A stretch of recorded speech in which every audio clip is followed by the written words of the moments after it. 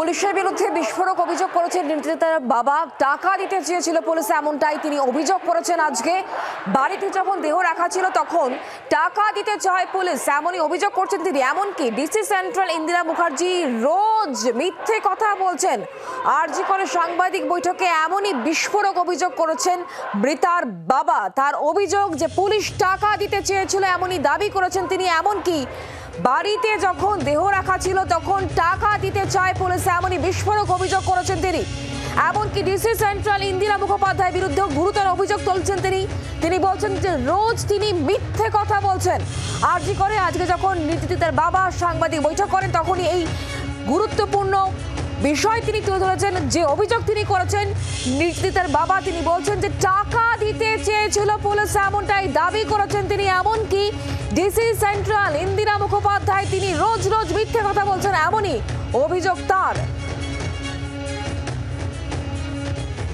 যখন আমার মেয়ের দেহ আমার ঘরের সাইডে ছিল তখন ডিসি নট আমাদের ঘরের একটা গলিতে ঢুকে ঘরের ভেতরে তিনি আমাকে টাকা দেওয়ার চেষ্টা করেন এবং তার যা জবাব দেওয়ার আমরা সঙ্গে সঙ্গে সেই জবাবটা দিয়ে দিয়েছি। ডিসি সেন্ট্রাল ইন্দিরা মুখোপাধ্যায় বারবার প্রেস মিট করে মিথ্যা কথা বলছেন, মিথ্যাচারণ করছেন। কারণটা কি কারণে এরা করছেন এই জিনিসটা? তাই নিয়ে আমাদের একটা বিশাল প্রশ্ন আমাদের সবসময় মনে আছে। আমার এই সমস্ত প্রশ্নের উত্তর কে দেবে? পুলিশ, প্রশাসন, না হাসপাতাল কর্তৃপক্ষ, স্বাস্থ্য ভবন? নির্যাতিতার বাবা তিনি প্রশ্ন করছেন যে কে এর উত্তর দেবে। পুলিশ টাকা দিতে চেয়েছিল, ডিসি নট। তার বিরুদ্ধে গুরুত্বপূর্ণ এই অভিযোগ তিনি করছেন। তিনি বলছেন যে টাকা দেওয়ার চেষ্টা করা হয়েছিল এবং ডিসি সেন্ট্রাল ইন্দিরা মুখোপাধ্যায় তিনি প্রতিদিন মিথ্যে কথা বলছেন, এমনই অভিযোগ করছেন। গুরুতর অভিযোগ করছেন নির্যাতিতার বাবা। আমরা কথা বলবো পিয়ালি এই মুহূর্তে আমাদের সঙ্গে রয়েছেন, আমাদের প্রতিনিধি টেলিফোন লাইনে। পিয়ালি, এই প্রথম এই অভিযোগ করছেন নির্যাতিতার বাবা। তিনি বলছেন যে পুলিশ নাকি টাকা দিতে চেয়েছিল, এমনই বিস্ফোরক অভিযোগ করছেন তিনি। এখন এই প্রথম তার বাবা এই অভিযোগ করছে এমনটা নয়, এর আগেও তার বাবা মা এই অভিযোগটা করেছিলেন এবং একাধিকবার সংবাদ মাধ্যমের কাছে এরকম তিনি দাবি করেছিলেন। তার প্রেক্ষিতে আমরা দেখেছিলাম যে পুলিশের তরফ থেকে, যেহেতু কলকাতা পুলিশ এই মামলা তদন্ত করছে, তাদের যেটা বক্তব্য যে এই রকম কোনো রকম মানে অফার তাদেরকে করা হয়নি।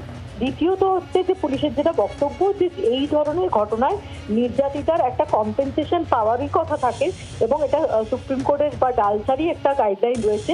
ফলে সেই বিষয়ে যদি কেউ বলেও থাকলেও কিন্তু মানে কোনো রকম মানে আন্ডার দ্য টেবিল বা যে ধরনের অভিযোগ করা হচ্ছে যে তাদের হাতে টাকা গুঁজে দেওয়ার প্রচেষ্টা হয়েছিল বা ডিসি নট গিয়ে করেছিল, এইরকম অভিযোগ কিন্তু কলকাতা পুলিশ খারিজ করছে। তাদের বক্তব্য যে তাদের তরফ থেকে এই রকম কোনো কেউ গিয়ে এরকম টাকা তারা গুঁজে দেওয়ার কোনো রকম প্রচেষ্টা করেনি এবং এই রকম অভিযোগ যখন ঘটনার পরপরই তারা করেছিলেন তখন কিন্তু একজন অফিসার তারা যান এবং এই বিষয়ে জানতে চান যে তারা এরকম কোনো রকম কেউ তাদেরকে টাকা একেবারে অবৈধ কোনো রকম ভাবে টাকা দিয়ে অফার করছে কিনা। সেই সময় কিন্তু তার বাবা মা তারা দুজনেই অস্বীকার করেছিলেন যে এরকম তাদের সাথে কোনো ঘটনা ঘটেনি এবং তার সাপেক্ষে পুলিশের কাছে ভিডিও, যদিও এখন আবার নতুন করে তার বাবা মা এরকম দাবি করছেন, তাতেও কিন্তু পুলিশের বক্তব্য যে তাদের তরফ থেকে এই রকম কোনো টাকার অফার অর্থাৎ একেবারে যে কম্পেনসেশন থাকে সেই রকম কোনো প্রসঙ্গ এসেছিল কিনা এখন স্পষ্ট নয়। তবে পুলিশের বক্তব্য কোনো রকম আন্ডার দ্য টেবিল বা অন্যরকম কোনো কিছু সমঝোতা করার জন্য যে ইঙ্গিত দেওয়া হচ্ছে সেই রকম কিন্তু কোনোটা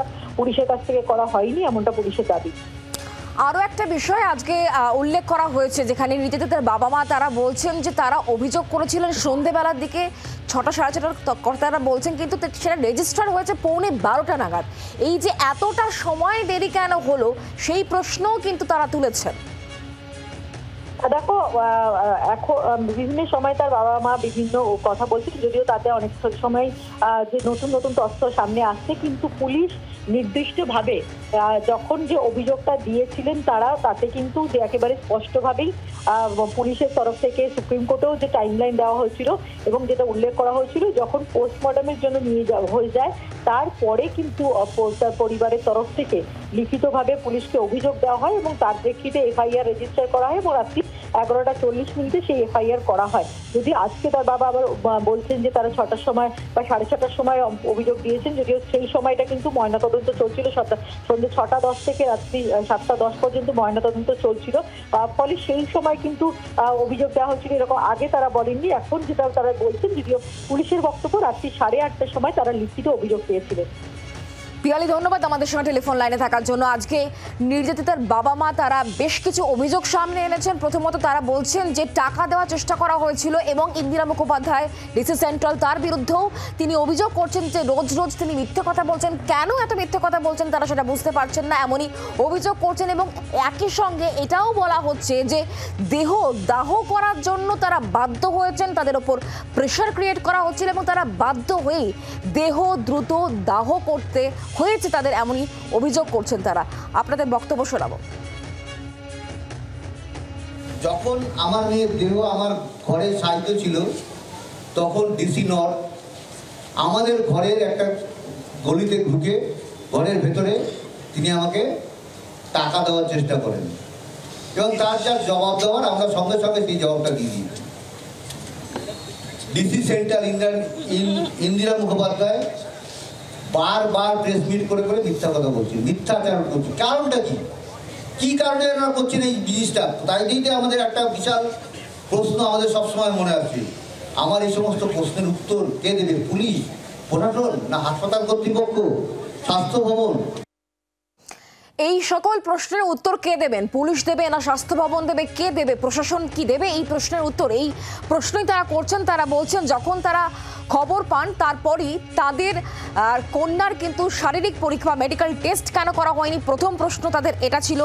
এরপরে তারা প্রশ্ন করছেন যে তারা হাসপাতালে পৌঁছে যাওয়ার পরও তাদেরকে 3 থেকে 3.5 ঘন্টা বসিয়ে রাখা হয়, কেন তাদেরকে বসিয়ে রাখা হলো সেই প্রশ্ন তিনি করেছেন।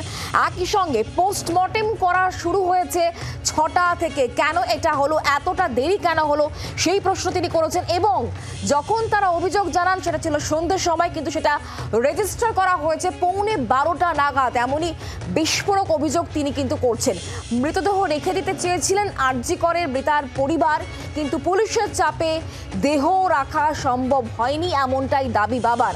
আরজি করে সাংবাদিক বৈঠক করে মৃতার বাবা তিনি বলেছেন তারা দেহ রেখে দিতে চেয়েছিলেন, কিন্তু পুলিশ এমন চাপ তৈরি করেছিল যে যেটা সম্ভব হয়নি।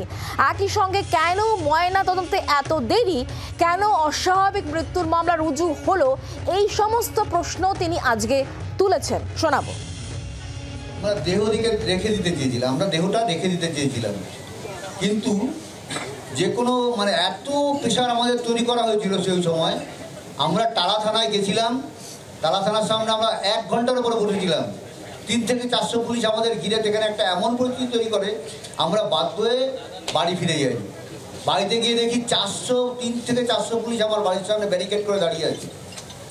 কিন্তু এই মতো অবস্থায় আমাদের আর কোনো কিছু করার ছিল না, বাধ্য হয়ে আমরা মেয়ের দেহ দাহ করতে বাধ্য হই। কিন্তু এখানেও একটা আমার প্রশ্ন, আমার মেয়ে আজকে সেদিন মারা গেছে, শ্মশানের যে খরচ সেই খরচটা ফ্রি করে দিয়েছে কারা?